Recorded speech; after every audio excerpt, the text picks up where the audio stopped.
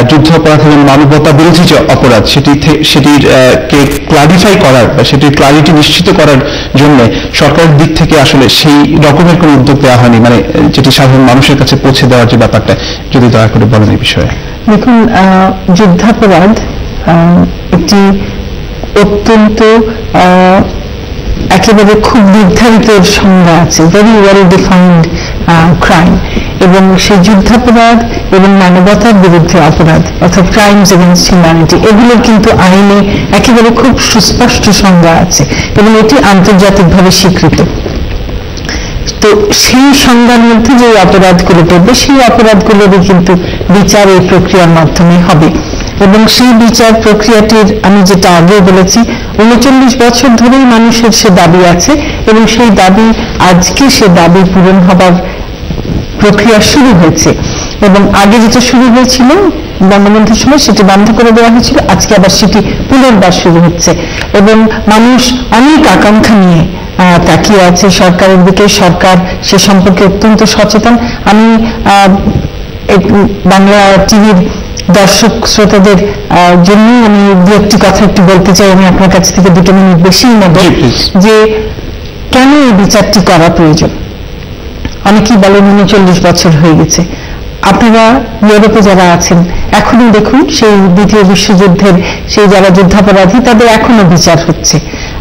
বাংলাদেশের মানুষের কি ন্যায় বিচার পাওয়ার অধিকার নেই? বাংলাদেশের গতকাল একজন বলছিলেন আমরা দরিদ্র দেশ, কেন এটি দরকার? দরিদ্র মানুষের কি মানবাধিকার নেই? দরিদ্র মানুষের কি ন্যায় বিচার পাওয়ার অধিকার নেই? বাংলাদেশ একটি সভ্য দেশ। বাংলাদেশে আমরা গণতন্ত্রে বিশ্বাসী, আমরা আইনের শাসনে বিশ্বাসী। আইনের শাসন ছাড়া গণতন্ত্র হয় না, এবং আইনের শাসন মানে সেখানে কোনো অন্যায়কে অপরাধকে আমরা যদি বিচার না করি, তাকে যদি প্রশ্রয় দিই, তাহলে সেখানে বিচারহীনতার একটা অপসংস্কৃতি গড়ে ওঠে। আমরা যেটা দেখেছি বিগত অনেকগুলো বছরে গড়ে উঠেছে।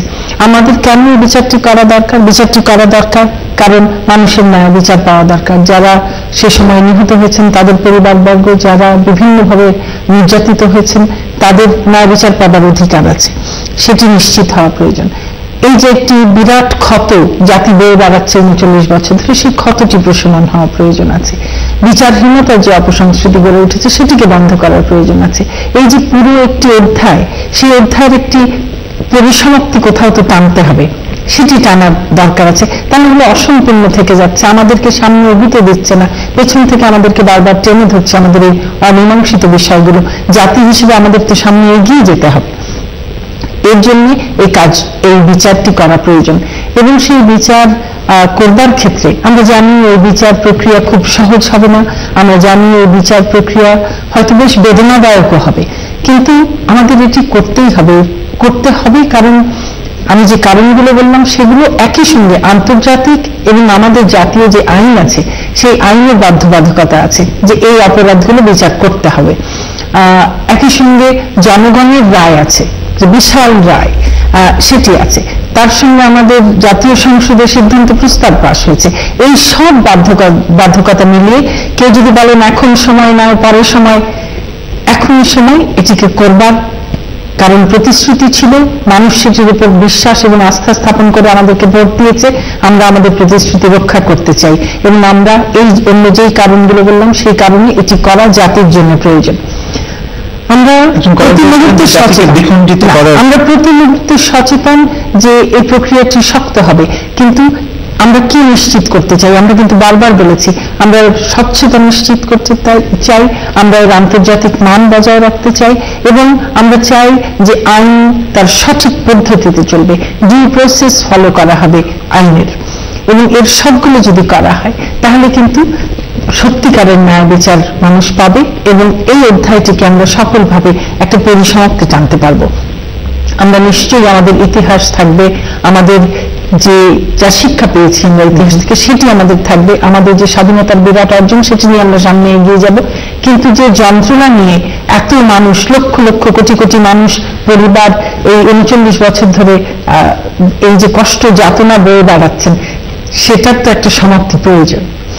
যাই হোক, আমি এই কথাগুলো বললাম যে অনেকেই বলেন কেন প্রয়োজন, কেন করা দরকার, এখন কেন করছে, আর দ্বিধা বিভক্তির কথা বলছেন। দেখুন, জাতির এইরকম একটি কলঙ্ক বয়ে বেড়াচ্ছে, এইরকম একটি যাতনা বয়ে বেড়াচ্ছে, সেটি যখন শেষ হবে তখন তো জাতি ঐক্যবদ্ধ হবে। এবং এই যুদ্ধাপরাধীদের বিচারের প্রশ্নে সমস্ত মত পথের মানুষ তো একসঙ্গে হবার কথা, কিন্তু আমরা দেখছি যে কিছু মানুষ যারা এই যুদ্ধাপরাধীদেরকে প্রশ্রয় দিয়েছে, আশ্রয় দিয়েছে, তাদেরকে পুনর্বাসন করেছে, তাদেরকে ক্ষমতার মসনদে বসিয়েছে, তারাই আজকে সেই যুদ্ধাপরাধীদেরকে এই বিচারের হাত থেকে রক্ষা করবার জন্য এই বিচারের পথে অন্তরায় সৃষ্টি করছেন। অর্থাৎ তারাই কিন্তু একটা বিভেদ সৃষ্টি করবার একটি চেষ্টা করছেন। অথচ আমরা কিন্তু চাইছি, সরকার চাইছে, এবং যারা এই যুদ্ধাপরাধীদের বিচার চান, যে প্রত্যেক যারা কথা বলেছেন তারা প্রত্যেকে কিন্তু আমি দেখলাম যুদ্ধাপরাধীদের বিচার চান। তাহলে বিচার যদি চাই, তাহলে এই বিচার প্রক্রিয়ার মধ্য দিয়ে আসলে আমরা সবাই ঐক্যবদ্ধ হই, এবং এটি আমাদের একটি বড় সুযোগ যে আমাদের ভিন্ন মত থাকতে পারে, ভিন্ন পথ থাকতে পারে, এবং গণতন্ত্রের তাই সৌন্দর্য যে বিভিন্ন মত থাকবে, বিভিন্ন পথ থাকবে, কিন্তু লক্ষ্য আমার দেশকে সামনে এগিয়ে নিয়ে যাবার যে লক্ষ্য, জনগণের আশা আকাঙ্ক্ষাকে বাস্তবায়নের যে লক্ষ্য, সেই লক্ষ্যটিতেও আমাদের সকলের এক হবার কথা।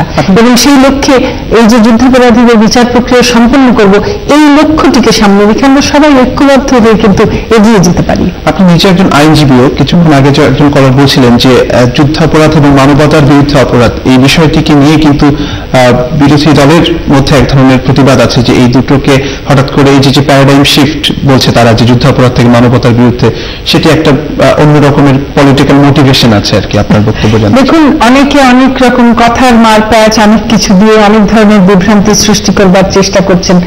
প্যারাডাইম শিফটের কোনো ব্যাপার নেই। যুদ্ধাপরাধ একেবারে আমি যেটা বলেছি সুসংজ্ঞায়িত কিছু অপরাধ, মানবতার বিরুদ্ধে অপরাধ তাই।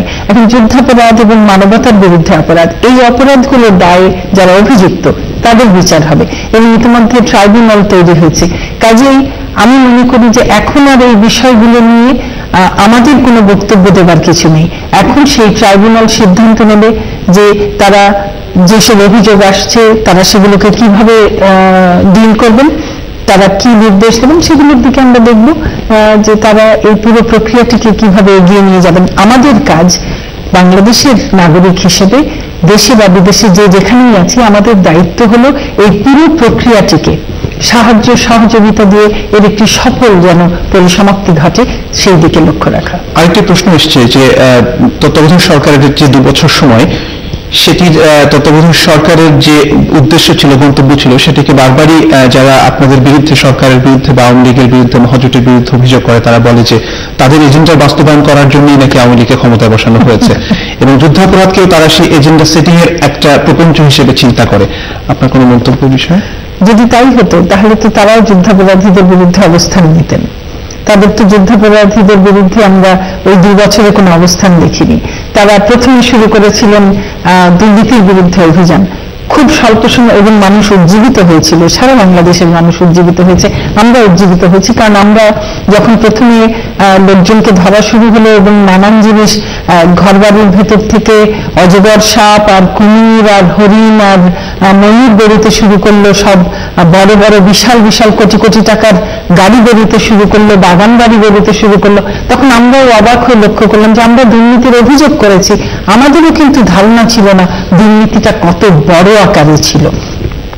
তো সেই অভিযান যখন শুরু হলো তখন কিন্তু আমরাও উজ্জীবিত বোধ করেছি, কিন্তু আমরা দেখলাম খুব কম সময়ের মধ্যেই সেই দুর্নীতি বিরোধী অভিযানটি রাজনীতি বিরোধী অভিযান হয়ে গেল। আওয়ামী লীগ আর রাজনীতি বিরোধী অভিযান এটা একসঙ্গে যায় না। আওয়ামী লীগের জন্ম মানুষের আন্দোলনের মধ্যে দিয়ে, মানুষের অধিকার আদায়ের আন্দোলনের মধ্যে দিয়ে, আওয়ামী লীগের বিকাশ জনগণের সংগ্রামের মধ্য দিয়ে, এবং জনগণকে সংগ্রামের মধ্য দিয়ে স্বাধীনতা অর্জনের মধ্য দিয়ে আওয়ামী লীগের বিকাশ। কাজেই আমাদের সঙ্গে, আওয়ামী লীগের সঙ্গে জনগণ বিরোধী কিংবা রাজনীতি বিরোধী কোনো কাজ বা কোনো গোষ্ঠী তো কখনো এক হতে পারে না, তাদের আমাদের লক্ষ্য তো কখনো এক হতে পারে না। সেই কারণেই, এবং যদি তাই হতো তাহলে কেন জননেত্রী শেখ হাসিনাকেই, দুজন নেতৃবৃন্দকে কেন তাকেই প্রথমে অ্যারেস্ট করা হলো, এবং তাকে যে কষ্ট